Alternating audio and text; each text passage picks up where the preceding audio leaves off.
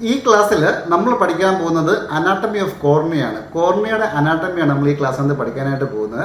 അപ്പോൾ കോർണിയയുടെ അനാട്ടമി പഠിക്കുമ്പോൾ നമ്മൾ ആദ്യമേ എന്താണ് കോർണിയ നമ്മൾ പഠിക്കണം, അതുപോലെ തന്നെ അതിൻ്റെ സ്ട്രക്ചർ പഠിക്കണം, പിന്നെ അതിൻ്റെ റിഫ്രാക്റ്റീവ് ഇൻഡെക്സ്, റിഫ്രാക്റ്റീവ് പവറുകളെ, അതുപോലെ അതിൻ്റെ ഡയമെൻഷൻസ് കാര്യങ്ങളൊക്കെ പഠിക്കണം. പിന്നെ നമുക്ക് അതിൻ്റെ ലേയേഴ്സ്, കോർണിയയ്ക്ക് ഒരു 5 ലേയേഴ്സ് വരും, അപ്പോൾ ആ ലേയേഴ്സ് പഠിക്കണം. അപ്പോൾ ഇങ്ങനെയുള്ള കാര്യങ്ങളൊക്കെയാണ് നമ്മൾ ഈ ക്ലാസ്സിൽ പഠിക്കാനായിട്ട് പോകുന്നത്. അപ്പോൾ ഞാൻ ആദ്യമേ നിങ്ങൾക്ക് അതിൻ്റെ പിക്ചേഴ്സൊക്കെ വെച്ച് ഒന്ന് എക്സ്പ്ലെയിൻ ചെയ്ത് ഓരോ കാര്യം ഡീറ്റെയിൽ ആയിട്ട് ഞാൻ പറഞ്ഞുതരാം. അതിനുശേഷം നമുക്ക് നോട്ട്സും കാര്യങ്ങളൊക്കെ എഴുതിയെടുക്കാം. ഓക്കെ, അപ്പം നമുക്കറിയാം കോർണിയ എന്താണെന്ന് നമുക്കറിയാം. കഴിഞ്ഞ ക്ലാസ്സിൽ നമ്മൾ ഐബോളിൻ്റെ സ്ട്രക്ചർ പഠിച്ചപ്പോൾ കോർണിയ നമ്മൾ പഠിച്ചാണ്. എന്താണ് കോർണിയ നമ്മൾ പഠിച്ചാണ്. അപ്പോൾ എന്തായിരുന്നു കോർണിയ എന്ന് പറഞ്ഞു കഴിഞ്ഞാൽ anterior 1/6 part of the outer fibrous coat. അപ്പോൾ നമ്മൾ കഴിഞ്ഞ ക്ലാസ്സിൽ ഐബോളിൻ്റെ സ്ട്രക്ചർ പഠിച്ചായിരുന്നു. ഐബോളിന് 3 ലേയേഴ്സ് ആണ് പഠിച്ചായിരുന്നു അല്ലേ. അപ്പം ഇതാണ് ഔട്ടർ ലെയർ, മിഡിൽ ലെയർ, അതിൻ്റെ ഇന്നർ ലെയർ, അതായത് fibrous coat, vascular coat and nervous coat. 3 layers ആണ് നമ്മൾ പഠിച്ചല്ലേ. അപ്പൊ ആ ലേയേഴ്സിനകത്ത് ഔട്ടർ ഫൈബ്രസ് കോട്ടിന്റെ 1/6 ആയിട്ടുള്ള 6-1 വരുന്നത്, ഈ മുന്നിൽ വരുന്ന ഈ ബഡ്ജ് ചെയ്ത് നിൽക്കുന്ന ഭാഗമാണ് കോർണിയ എന്ന് പറയുന്നത്. ഓക്കെ, അപ്പൊ നമുക്കറിയാം കോർണിയ. അപ്പൊ കോർണിയ നമുക്ക് പറയാം കണ്ണിന്റെ ഈ കറുത്ത ഭാഗം എന്ന് പറയാം. പക്ഷെ കറുത്ത കളർ വരുന്നത് കോർണിയ കറുത്ത കളർ അല്ല വരുന്നത്, നമ്മുടെ ഐറിസിനാണ് കളർ വരുന്നത്. കോർണിയ ട്രാൻസ്പെറന്റ് ആണ്. അപ്പൊ നമുക്ക് ആദ്യമേ പഠിക്കേണ്ടത് എന്താണെന്ന് ചോദിച്ചു കഴിഞ്ഞാൽ കോർണിയ ഈസ് എ ട്രാൻസ്പെറന്റ്. എന്താണ് കോർണിയ ട്രാൻസ്പെറന്റ്? എന്താണ് ട്രാൻസ്പെറന്റ് എന്ന് പറഞ്ഞു കഴിഞ്ഞാൽ ലൈറ്റിനെ, പ്രകാശത്തെ കടത്തി വിടുന്നതിനെയാണ് ട്രാൻസ്പെറന്റ് എന്ന് പറഞ്ഞത്. ഇപ്പൊ പ്രകാശത്തെ കടത്തി വിടാത്തതിന് നമ്മൾ ഒപ്പേക്ക് എന്നാണ് പറയുന്നത്. ഇനി അടുത്ത പോയിന്റ് എന്ന് പറഞ്ഞാൽ കോർണിയ അവാസ്കുലർ ആണ്. അവാസ്കുലർ എന്ന് പറഞ്ഞാൽ എന്താണ്, ബ്ലഡ് സപ്ലൈ ഒന്നും ഇല്ലാത്തതിനാണ് അവാസ്കുലർ എന്ന് പറഞ്ഞത്. പിന്നെ എന്താണ് കോർണിയെ കുറിച്ച് പഠിക്കേണ്ടത്, cornea watch glass like structure. ഇപ്പൊ ഈ ഒരു കോർണിയയുടെ ഈ ഭാഗം കണ്ടാൽ നിങ്ങൾക്ക് അറിയാൻ പറ്റും ഒരു വാച്ച് ഗ്ലാസിന്റെ ഷേപ്പാണ്. വാച്ച് ഗ്ലാസ് എന്ന് പറഞ്ഞാൽ നമ്മൾ ഈ കെമിസ്ട്രി ലാബിലൊക്കെ ഈ സോൾട്ട് ഒക്കെ എടുക്കുന്ന ആ ടൈപ്പാണ്, ഇതാണ് ഗ്ലാസ് ആണ് വാച്ച് ഗ്ലാസ് എന്ന് പറഞ്ഞത്. ഇങ്ങനെ ഈ ഒരു ഷേപ്പിൽ ഇങ്ങനെ ഇരിക്കും. അപ്പോൾ അതിനാണ് നമ്മൾ വാച്ച് ഗ്ലാസ് എന്ന് പറഞ്ഞത്. ആ വാച്ച് ഗ്ലാസിന്റെ അതേപോലത്തെ ഒരു ഷേപ്പാണ് കോർണിയയ്ക്ക് വരുന്നത്. അപ്പോൾ ഇതാണ് ഇങ്ങനെയാണ് കോർണിയയുടെ ആ ഒരു ഷേപ്പ് എന്ന് പറയുന്നത്. അപ്പോൾ നമുക്ക് എന്താ പഠിച്ചത്, കോർണിയ ട്രാൻസ്പെറന്റ് ആണെന്ന് പഠിച്ചു. ട്രാൻസ്പെറന്റ് എന്ന് പറഞ്ഞാൽ പ്രകാശത്തെ കടത്തി വിടുന്നത്. പിന്നെ നമ്മൾ പഠിച്ചു അവാസ്കുലർ ആണെന്ന് പഠിച്ചു. അവാസ്കുലർ വാസ്കുലർ സപ്ലൈ ഒന്നും ഇല്ലാത്തതെന്ന് പഠിച്ചു. പിന്നെ നമ്മൾ പഠിച്ചു കോർണിയ എന്ന് പറഞ്ഞാൽ ഔട്ടർ ഫൈബ്രസ് കോട്ടിന്റെ ഏറ്റവും മുൻവശത്തുള്ള ബഡ്ജ് നിൽക്കുന്ന 6-1 ഭാഗം വരുന്നതാണ് കോർണിയ എന്ന് പഠിച്ചു. ഓക്കെ, ഇനി നമുക്ക് പഠിക്കാനായിട്ടുള്ള കോർണിയയ്ക്ക് 2 സർഫസ് ഉണ്ട്. ആൻറ്റീരിയർ സർഫസും ഉണ്ട്, പോസ്റ്റീരിയർ സർഫസും ഉണ്ട്. ഇവിടെ നോക്കിക്കേ, ഈ മുൻപിൽ കാണുന്നതിന് ഏറ്റവും മുൻപിൽ കാണുന്നതിനാണ് ആൻറ്റീരിയർ സർഫസ്. മുൻപിലുള്ളതിനെ നമ്മൾ ആൻറ്റീരിയർ എന്ന് പറയും, അകത്ത് കാണുന്നതിനാണ് പോസ്റ്റീരിയർ എന്ന് പറയുന്നത്. അപ്പം ആൻറ്റീരിയർ സർഫസിന്റെ ഒരു ഷേപ്പ് എന്ന് പറഞ്ഞു കഴിഞ്ഞാൽ എലിപ്റ്റിക്കൽ എന്ന് പറഞ്ഞാൽ സർക്കുലർ അല്ല, ദീർഘവൃത്താകൃതിയുള്ള ഒരു ഷേപ്പാണ് നമ്മുടെ ആൻറ്റീരിയർ സർഫസിന് വരുന്നത്. ആൻറ്റീരിയർ സർഫസ് ഓഫ് കോർണിയയ്ക്ക് വരുന്ന ഷേപ്പ് എലിപ്റ്റിക്കൽ ആണ് വരുന്നത്. അപ്പോൾ എലിപ്റ്റിക്കൽ എന്ന് പറയുമ്പോൾ ഇതിന്റെ വെർട്ടിക്കൽ ഡയായും അതുപോലെ ഹോറിസോണ്ടൽ ഡയായിട്ട് വ്യത്യാസമുണ്ട്. അതുകൊണ്ടാണ് എലിപ്റ്റിക്കൽ എന്ന് പറയുന്ന ഷേപ്പ്. ഓക്കെ, അപ്പം നമുക്ക് അതിന്റെ മെഷർമെന്റ് നോക്കാം. അതിന്റെ ഹോറിസോണ്ടൽ ഡയാമീറ്റർ എന്ന് പറഞ്ഞാൽ 11.75 mm ആണ് അതിൻ്റെ ഹോറിസോണ്ടൽ, അതായത് ഇവിടം തൊട്ട് ഇവിടം വരെയുള്ള ഇങ്ങനെയുള്ള ഡയാമീറ്റർ എന്ന് പറയുന്നത് എത്രയാണ്, 11.75 mm ആണ്.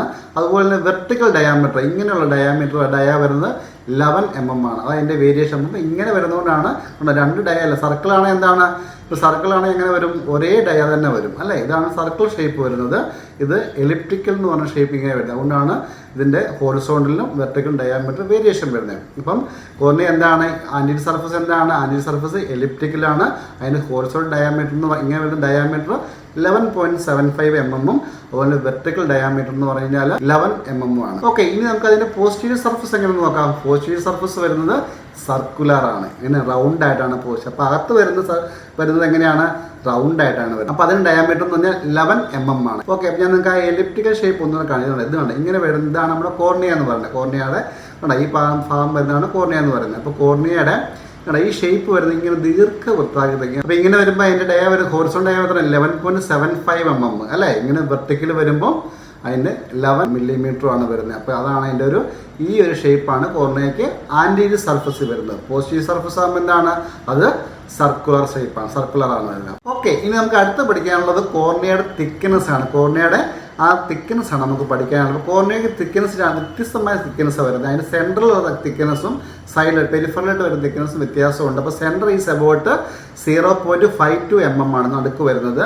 പക്ഷേ പെരിഫറി വരുമ്പോൾ എത്രയാണ്, 0.67 mm ആണ്, മില്ലിമീറ്റർ ആണ് അതിൻ്റെ പെരിഫറി വരുന്നത്. ഓക്കെ, ഇനി നമുക്ക് കോർണിയയുടെ റേഡിയസ് ഓഫ് കർവേച്ചർ റേഡിയസ് പറഞ്ഞാൽ കർവ് വളവിനെയാണ് ഉദ്ദേശിക്കുന്നത് കർവ് എന്ന് ഉദ്ദേശിക്കുന്നത് ഇതാണ് ഇങ്ങനെ വരും കർവേച്ചർ അതിന്റെ ആന്റീരിയറും പോസ്റ്റീരിയറും തമ്മിൽ വ്യത്യാസമുണ്ട് അതിന്റെ ആന്റീരിയർ വരുന്നത് 7.8 mm ആണ് അതിന്റെ റേഡിയസ് ഓഫ് കർവേച്ചർ വരുന്നത് ആന്റീരിയർ ഭാഗം വരുന്നത് പോസ്റ്റീരിയർ വരുമ്പോൾ എത്രയാണ് 6.5 millimeter ആണ് അതിന്റെ പോസ്റ്റീരിയർ കർവേച്ചർ എന്ന് പറയുന്നത് ഓക്കെ ഇനി നമുക്ക് കോർണിയയുടെ റിഫ്രാക്റ്റീവ് പവർ നോക്കാം അപ്പോൾ കോർണിയയുടെ റിഫ്രാക്റ്റീവ് പവർ എന്ന് പറഞ്ഞു കഴിഞ്ഞാൽ അപ്പോൾ ഇവിടെ നമുക്ക് പവർ ഉണ്ട് ഇവിടെ ഒന്ന് ഒബ്ജക്റ്റ് ഒന്ന് ഫോക്കസ് ചെയ്യണമെങ്കിൽ ഇവിടെ പിന്നെ കോർണിയയ്ക്ക് ഒരു പവർ ഉണ്ട് അതുപോലെ ലെൻസിന് ഒരു പവർ ഉണ്ട് പുറത്തു നിന്ന് പ്രകാശരശ്മികൾ നമ്മുടെ കോർണിയ കൂടെ കവർ ചെയ്തതിന് ശേഷം ലെൻസിൽ വന്നതിന് ശേഷമാണ് റെറ്റിനെ വന്ന് ഫോക്കസ് ചെയ്യുമ്പോൾ ഒരു ഒബ്ജക്റ്റ് നമുക്ക് കാണാനായിട്ട് സാധിക്കുന്നത് അപ്പോൾ ഇവിടെ ഒരു കണ്ണിൻ്റെ മെയിൻ ആയിട്ടുള്ള പവർ വരുന്ന ഏരിയാസ് എന്ന് പറഞ്ഞാൽ ഒന്ന് കോർണിയയിലും പവർ വരുന്നുണ്ട് ഒന്ന് ലെൻസിലും വരുന്നുണ്ട് അപ്പോൾ രണ്ട് ഏരിയാസിലാണ് മെയിനായിട്ടും കണ്ണിൻ്റെ പവർ വരുന്നത് അപ്പോൾ കണ്ണിൻ്റെ ടോട്ടൽ ആയിട്ടുള്ള പവർ എന്ന് പറഞ്ഞാൽ ഒരു 58 to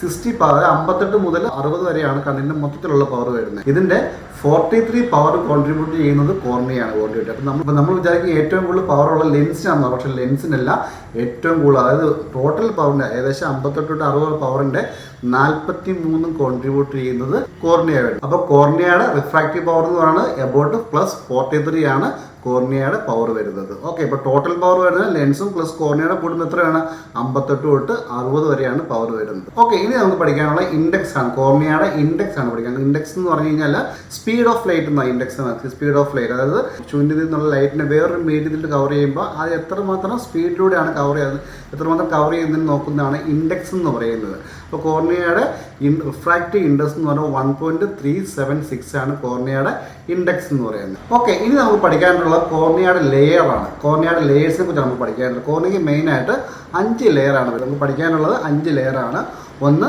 epithelium 2 Bowman's layer 3 stroma 4 Descemet's membrane 5 endothelium ഇങ്ങനെ 5 ലെയേഴ്സ് ആണ് നമുക്ക് കോർണിയയ്ക്ക് വരുന്നത് അപ്പോൾ ആദ്യത്തെ ലെയറാണ് എപ്പിത്തീലിയം എന്ന് പറയുന്നത് അപ്പോൾ എപ്പിത്തീലിയം കുറിച്ച് പറയുവാണെങ്കിൽ എപ്പിത്തീലിയത്തിന് തന്നെ 5 to 6 ലെയേഴ്സ് ഓഫ് സെൽസ് ആണുള്ളത് 5 മുതൽ 6 വരെയുള്ള ലെയേഴ്സ് ഓഫ് സെൽസ് ആണ് വരുന്നത് അതിനകത്ത് ഒന്നാമത്തെ സെല്ല് എന്ന് പറയുന്നത് കോളംനാർ സെൽസ് എന്ന് പറയും താഴെ വരുന്ന കോളംനാർ സെൽസ് എന്ന് പറയും അടുത്ത 2 മുതൽ 3 വരെ വരുന്ന ലെയേഴ്സ് 2 to 3 ലെയേഴ്സ് വരുന്നത് വിങ് അല്ലെങ്കിൽ അംബർല ഷേപ്പിലായിട്ടുള്ള ഒരു സെൽസ് ആണ് വരുന്നത് 2 തൊട്ട് 3 വരെയുള്ള ലെയേഴ്സ് വരുന്നത് അതിനുശേഷം വരുന്ന അടുത്ത് വരുന്ന 2 ലെയർ വരുന്ന ഫാറ്റൻ ലെയേഴ്സ് ആണ് അപ്പോൾ നമുക്ക് ഈ കോർണിയയുടെ ലെയേഴ്സ് കൃത്യമായിട്ട് വരച്ച് പഠിക്കാനായിട്ടുണ്ട് നമുക്ക് നോട്ട്ബുക്കിൽ അത് വരയ്ക്കേണ്ട ആവശ്യമുണ്ട് അത് നമുക്ക് ക്ലാസ്സിൽ വരുന്ന സമയത്ത് കൃത്യമായിട്ട് അത് വരച്ച് ഓരോ ലെയേഴ്സ് മാർക്ക് ചെയ്യണം അതുപോലെ തന്നെ ഇതിൻ്റെ ലെയേഴ്സ് ഓഫ് സെൽസ് എല്ലാം നമുക്ക് മാർക്ക് ചെയ്ത് കൃത്യമായിട്ട് പഠിക്കേണ്ടതായിട്ടുണ്ട് അപ്പോൾ ഇപ്പോൾ നമുക്ക് പഠിക്കേണ്ട കോർണിയയ്ക്ക് 5 ലെയേഴ്സ് ആണുള്ളത് ഏതൊക്കെയാണ് 1 epithelium 2 Bowman's layer 3 stroma 4 Descemet's membrane അടുത്ത് എൻഡോത്തീലിയം ഞാൻ ഒന്നുകൂടെ വേറെ പിക്ചറോട് കാണിച്ചു തരാം ഇങ്ങനെ വരുന്ന ലെയേഴ്സ് ഉണ്ടോ ഇങ്ങനെയാണ് കോർണിയയുടെ ഷേപ്പ് വരുന്നത് കോർണിയ ഷേപ്പ് എന്താണ് അതായത് വാച്ച് ഗ്ലാസ് ലൈക്ക് സ്ട്രക്ചർ ആണല്ലേ അതാണ് ഇങ്ങനെയാണ് ഷേപ്പ് വരുന്നത് അപ്പോൾ ഇതിനകത്ത് ആദ്യം വരുന്നതാണ് എപ്പിത്തീലിയം ഇതാണ് എപ്പിത്തീലിയം വരുന്നത് അതിൻ്റെ അടുത്ത ലെയർ വരുന്നതാണ് ബൗമൻസ് വരുന്നത് പിന്നെ വരുന്നതാണ് സ്ട്രോമ വരുന്നത് പിന്നെ വരുന്നതാണ് ഡെസിമൻസ് മെമ്പറൈൻ ഇവിടെ ചെറിയ വരുന്ന ഡെസിമൻസ് മെമ്പറൈൻ ഉണ്ട് പിന്നെ ലാസ്റ്റ് പറഞ്ഞ എൻഡോത്തീലിയം അപ്പം 5 ലെയർ എപ്പിത്തീലിയം ബൗമൻസ് ലെയർ അതുപോലെ തന്നെ സ്ട്രോമ ഡെസിമൻസ് മെമ്പറൈൻ പിന്നെ എൻഡോത്തീലിയം ഇങ്ങനെ 5 ലെയറാണ് കോർണിയയ്ക്ക് മെയിനായിട്ട് നമുക്ക് വരുന്നത് അപ്പോൾ ആ 5 ലെയറിനത് ആദ്യത്തെ ലെയർ ഏതാണ് എപ്പിത്തീലിയമാണ് ആ എപ്പിത്തീലിയമാണ് 5 to 6 ലെയേഴ്സ് ഓഫ് സെൽസ് ഉള്ളത് ഇവിടെ നോക്കിയിട്ടുണ്ട് ആ സെൽസാണ് ഈ കാണിച്ചേക്കുന്നത് ഒന്നാമത്തെ സെല്ലാണ് കോളംനാർ സെൽസ് അടുത്ത 2 to 3 ലെയേഴ്സ് വരുന്നത് ഏതാണ് വിങ് അല്ലെങ്കിൽ അംബർല എന്ന് പറഞ്ഞാൽ കൊടയുടെ ഷേപ്പുള്ള വരുന്ന ആ ഒരു ഷേപ്പാണ് അതാണ് 2 മുതൽ 3 വരെയുള്ള ലെയർ വരുന്നത് അപ്പം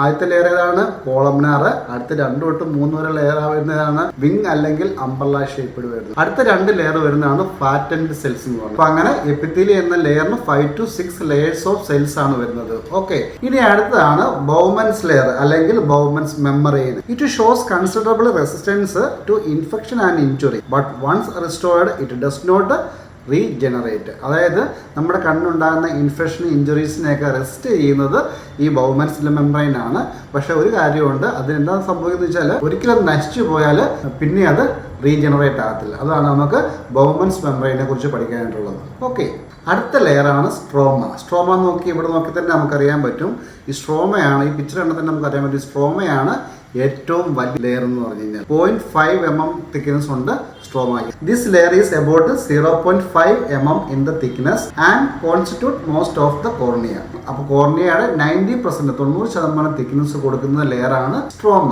ഓക്കെ ഇനി അടുത്ത ലെയറാണ് ഡെസിമെൻസ് മെംബ്രെയിൻ. ഡെസിമെൻസ് മെംബ്രെയിൻ എന്ന് പറഞ്ഞാൽ സ്ട്രോമയോട് ഏറ്റവും ചേർന്ന് നിൽക്കുന്ന ഏറ്റവും കട്ടി കൂടിയിട്ടുള്ള ഒരു ലെയറാണ് ഡെസിമെൻസ് മെംബ്രെയിൻ എന്ന് പറയുന്നത്. It is a very strong layer which bind the stroma. It is very resistant to chemical agent, stroma infection and pathological process. എന്ന് പറഞ്ഞാൽ നമ്മൾ നേരത്തെ ബൗമൻസ് ലെയർ പഠിച്ചു, അതായത് ഇഞ്ചുറീസിനോട് ഇൻഫെക്ഷനോട് കൂടുതൽ റെസിസ്റ്റ് ചെയ്യുന്നത് ലെയറാണ് ബൗമൻസ് ലെയർ എന്ന് പറഞ്ഞു. അതുപോലെ തന്നെ ഈ ഡെസിമെൻസ് മെംബ്രെയിൻ എന്ന് പറഞ്ഞാലും ഇഞ്ചുറീസിനോട് ഇൻഫെക്ഷനോടൊക്കെ കൂടുതൽ റെസിസ്റ്റ് ചെയ്യും. പക്ഷേ ബൗമൻസ് ലെയർ പഠിച്ചപ്പോൾ നമ്മൾ എന്താ പറഞ്ഞത്, അത് ഒരിക്കലും നഷ്ടപ്പെട്ടു പോയി കഴിഞ്ഞാൽ പിന്നെ റീജനറേറ്റ് ആകത്തില്ലെന്ന് പറഞ്ഞു. പക്ഷേ ഡെസിമെൻസ് മെംബ്രെയിൻ എന്ന് പറഞ്ഞ ലെയർ വീണ്ടും അത് റീജനറേറ്റ് ആകും. പിന്നെ വളരെ സ്ട്രോങ് ആയിട്ടുള്ള ലെയറാണ് ഈ ഡെസിമെൻസ് മെംബ്രെയിൻ, ഡെസിമെൻസ് ലെയർ എന്ന് പറയുന്നത്. ഇനി അടുത്ത ലെയറാണ് എൻഡോത്തീലിയം എന്ന് പറയുന്നത്. എൻഡോത്തീലിയം എന്ന് പറഞ്ഞാൽ ഏറ്റവും താഴെയുള്ള അല്ലെങ്കിൽ ഏറ്റവും അകത്തുള്ള ലെയറാണ് എൻഡോത്തീലിയം എന്ന് പറയുന്നത്. ഫ്ലാറ്റ് പോളിഗണൽ സെൽസ് ആണ് അതിനകത്ത് വരുന്നത്. അതായത് ഈ കാണുന്ന ഇങ്ങനെ വരും പോളിഗണൽ സെൽസ്. ഏറ്റവും അകത്തുള്ള എൻഡോത്തീലിയം എന്ന് പറയുന്ന ലെയറാണ് ഈ കാണുന്നത്.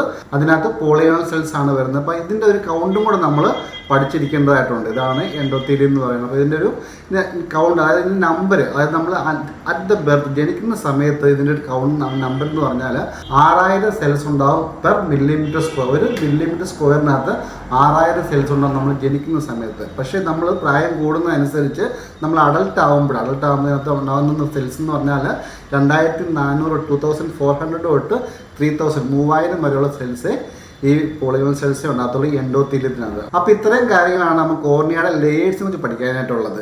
അപ്പോൾ ഇതിൻ്റെ എല്ലാം ഡീറ്റെയിൽ ആയിട്ട് നമ്മൾ നോട്ട്സ് ചെയ്യാൻ തരുന്നുണ്ട്. ഇനി നമുക്ക് അടുത്ത് പഠിക്കാനായിട്ട് പോകുന്ന ബ്ലഡ് സപ്ലൈ ഓഫ് കോർണിയയെ കുറിച്ചാണ്. കോർണിയയുടെ ബ്ലഡ് സപ്ലൈയെ കുറിച്ച് പറയുകയാണെങ്കിൽ നമ്മൾ ആദ്യമേ തന്നെ പഠിച്ചു എന്താണ് കോർണിയ ഈസ് എ അവാസ്കുലാർ. അവാസ്കുലാർ എന്ന് പറഞ്ഞാൽ എന്താണ്, വാസ്കുലാർ സപ്ലൈ ഇല്ലാത്തത്. അപ്പോൾ വാസ്കുലാർ സപ്ലൈ തന്നെയാണ് ഈ ബ്ലഡ് സപ്ലൈ എന്ന് പറയുന്നത്. അപ്പോൾ കോർണിയയ്ക്ക് ബ്ലഡ് സപ്ലൈ ഉണ്ടോ, കോർണിയയ്ക്ക് ബ്ലഡ് സപ്ലൈ ഇല്ല. പിന്നെ എവിടുന്നാണ് കോർണിയയ്ക്ക് ന്യൂട്രീഷൻസ് കിട്ടുന്നത്, പിന്നെ എങ്ങനെയാണ് ഇതിന്റെ മെറ്റബോളിസം, കോർണിയയുടെ മെറ്റബോളിസം വർക്ക് ചെയ്യുന്നത്. മെറ്റബോളിസം വർക്ക് ചെയ്യണമെങ്കിൽ അവിടെ ന്യൂട്രീഷൻ സപ്ലൈ ഉണ്ടാകും. ബട്ട് കോർണിയയ്ക്ക് ന്യൂട്രീഷൻ സപ്ലൈ ഇല്ല. അപ്പൊ എന്താണ് കോർണിയ ചെയ്യുന്നത്, അഡ്ജസന്റ് ആയിട്ടുള്ള കൊറിയോ ക്യാപ്പിലറിൽ നിന്നാണ് കോർണിയയ്ക്ക് വേണ്ട ന്യൂട്രീഷൻസ് ഒക്കെ കിട്ടുന്നത്. അടുത്തത് nerve supply, nerve supply of cornea. ഈ നെർവ് സപ്ലൈ വന്നെങ്കിലാണ് നമുക്ക് ഈ ടച്ച് സെൻസ് ഒക്കെ നമുക്ക് അറിയാനായിട്ട് സാധിക്കും. നമ്മൾ കണ്ണിൽ തൊട്ടാലോ അല്ലെ കണ്ണിൽ മുറിഞ്ഞാലൊക്കെ വേദനയൊക്കെ നമ്മൾ അറിയണ്ടേ. അത് സെൻസറി സപ്ലൈ ഉള്ളതുകൊണ്ടാണ് നമുക്ക് തൊട്ടാലോ പിടിച്ചാലൊക്കെ വേദന നമ്മൾ അറിയുന്നത്, സെൻസറി സപ്ലൈ ഉള്ളതുകൊണ്ടാണ്. അപ്പൊ എവിടുന്നാണ് ഈ സെൻസറി സപ്ലൈ കിട്ടുന്നത്, ophthalmic division of fifth nerve. നമുക്ക് മൊത്തം 12 ഗ്രേനിയൽ നെർവ്സ് ആണ് ഉള്ളത്. അത് നമ്മൾ മൊത്തം ഒന്നും പഠിക്കേണ്ട ആവശ്യമില്ല. നമുക്ക് അത്യാവശ്യമായിട്ടുള്ള കുറച്ച് നെർവ്സിന്റെ കാര്യങ്ങൾ നമുക്ക് മനസ്സിലാക്കിയാൽ മതി. അപ്പൊ അതിൽ 5ാമത്തെ നെർവ് ആയിട്ടുള്ള ophthalmic division of fifth nerve. ഈ ഫിഫ്ത്ത് നെർവ് എന്ന് പറയുന്നത് ട്രൈജനിയൽ നെർവാണ്. അപ്പൊ ഈ ട്രൈജനിയൽ നെർവിന്റെ ഒഫ്താൽമിക് ഡിവിഷൻ ആണ് കോർണിയയ്ക്ക് വേണ്ട നെർവ് സപ്ലൈ കിട്ടുന്നത്. ഓക്കെ, അപ്പൊ ഇത്രയും കാര്യങ്ങളാണ് കോർണിയയുടെ അനാട്ടമി പഠിക്കുമ്പോൾ നമ്മൾ ബേസിക് ആയിട്ട് അറിഞ്ഞിരിക്കേണ്ട കാര്യങ്ങളാണ് ഞാനിപ്പോൾ കവർ ചെയ്ത കാര്യങ്ങൾ. പിന്നെ നമുക്ക് അതിൻ്റെ നോട്ട്സും കാര്യങ്ങളൊക്കെ എഴുതിയെടുക്കാം. അതിന് മുമ്പായിട്ട് ഞാൻ കോർണിയയ്ക്ക് ഉണ്ടാകുന്ന ഒരു ഡിസീസ് കൂടെ കാണിച്ചേക്കാം. മെയിനായിട്ട് കാണുന്ന ഡിസീസാണ് ഈ കാണുന്നതാണ് കെരട്ടോകോണസ് എന്ന് പറയുന്നത്. കെരട്ടോകോണസ്, പിന്നെ കെരട്ടൈറ്റിസ്, അതുപോലെ തന്നെ കോർണിയൽ അൾസർ. ഇതാണ് മെയിനായിട്ട് കാണുന്ന കോർണിയയ്ക്ക് ഉണ്ടാകുന്ന ഡിസീസുകൾ. ഓക്കെ, അപ്പോൾ നമുക്ക് ഇത്രയും കാര്യങ്ങളുടെ നോട്ട്സ് ഇനി എഴുതിയെടുക്കാം. Chapter 2 cornea. Cornea is a transparent avascular watch glass like structure. It forms anterior 1/6 of the outer fibrous coat of the eyeball. അപ്പോൾ നമ്മളതെല്ലാം കൃത്യമായിട്ട് ക്ലിയർ ചെയ്തെന്നാണ്. ഓക്കെ, ഇനി നമുക്ക് അടുത്ത ഡയമെൻഷൻസ് നോക്കാം. ഇത് anterior surface of cornea is elliptical and average horizontal diameter of 11.75 mm and vertical diameter of 11 mm. Okay, അപ്പോൾ anterior surface of cornea elliptical ആണെന്ന് പഠിച്ചു. അതിൻ്റെ horizontal diameter, vertical diameter. Okay. അടുത്തത് posterior surface of cornea is a circular with an average diameter of 11.5 mm. Thickness of cornea in the center is about 0.52 mm, while at the periphery it is a 0.67 mm. Radius of curvature.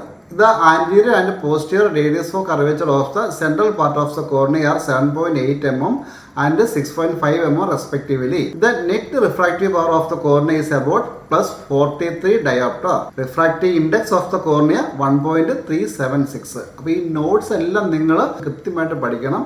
ഇതിൻ്റെ dimensions എല്ലാം പഠിക്കേണ്ടതാണ്. നമുക്ക് എക്സാമിൽ ഇതെല്ലാം കൃത്യമായിട്ട് questions ഉണ്ടാകുന്നതാണ്. കൃത്യമായിട്ട് ഓരോ കാര്യങ്ങളും വളരെ ഇമ്പോർട്ടൻ്റ് ആണ്. കൃത്യമായിട്ട് പഠിപ്പിച്ചു വെക്കുക. ഓക്കെ, അടുത്ത ലെയേഴ്സ് ഓഫ് കോർണിയ. ഒന്ന് epithelium, Bowman's membrane, stroma, Descemet's membrane and endothelium. Okay, അപ്പോൾ നമുക്ക് ഇതാണ് നമ്മുടെ പിക്ചേഴ്സ് തന്നെ. അപ്പോൾ ഈ പിക്ചർ വരയ്ക്കാനുള്ള നിങ്ങൾ ആ നോട്ട്ബുക്കിനകത്തൊരു സ്പേസ് ഇട്ടേക്കണം. നമുക്കിത് വരച്ച് പഠിക്കാനായിട്ടുള്ളത്, ഇങ്ങനെ വരയ്ക്കാനുള്ളതാണ്. എന്നാൽ അതെല്ലാം നമുക്ക് എപ്പിത്തീലിയം, ബോമൻസ് വെയറും സ്ട്രോമയൊക്കെ നമുക്ക് നോട്ട് ചെയ്യാനുള്ളതാണ്. ഓക്കെ, അപ്പോൾ അതിനുള്ള സ്പേസ് ഇട്ടിട്ട് വേണം നിങ്ങൾ അടുത്ത നോട്ട്സ് എഴുതാനായിട്ട്. ഓക്കെ, ഒന്നാമത്തത് epithelium. It is about 5 to 8 layers of cells. The deepest layer is made up of columnar cells. Next 2 to 3 layers of wing or umbrella shaped cells and the most superficial 2 layers are flatten cells. Okay, അപ്പം ഞാൻ നിങ്ങൾക്ക് എല്ലാം ഓരോ സെൽസും explain ചെയ്ത് തന്നാണ്. അടുത്ത Bowman's membrane. It shows considerable resistance to infection and injury but one restored it does not regenerate. അല്ല, പിന്നീട് അത് റീജനറേറ്റ് ആകത്തില്ല. ഓക്കെ, അടുത്ത stroma. This layer is about 0.5 mm in thickness and constitutes most of the cornea, 90% of total thickness. അപ്പോൾ ഏറ്റവും വലിയ layer ഏതാണ്? സ്ട്രോമയാണ്. 90% സ്ട്രോമയാണ് വരുന്നത്. ഓക്കെ, അടുത്താണ് Descemet's layer. It is a strong layer that binds the stroma. It is very resistant to chemical agents, trauma, infection and pathological process. Okay, അടുത്ത അഞ്ചാമത്താണ് endothelium. It consist of single layer of flat polygonal cells. The cell density of endothelium is around 6,000 cells per mm square at birth.